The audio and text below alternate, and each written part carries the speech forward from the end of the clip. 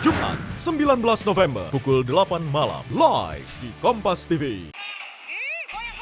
Sebuah truk pengangkut pakan ternak terperosok dari sebuah jembatan kayu yang menjadi jalur alternatif di Kampung Poringan, Desa Tabah, Kecamatan Walendrang Timur, Kabupaten Luwu, Sulawesi Selatan.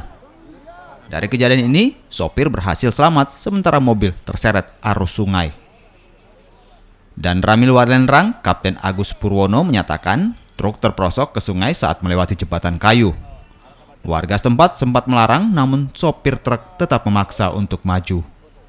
Jalan alternatif yang digunakan ada 3. Sekarang yang alternatif 1 yaitu dari Capkar menuju Seba-Seba, terus dari Lamati lewat Kompengan menuju Seba-Seba.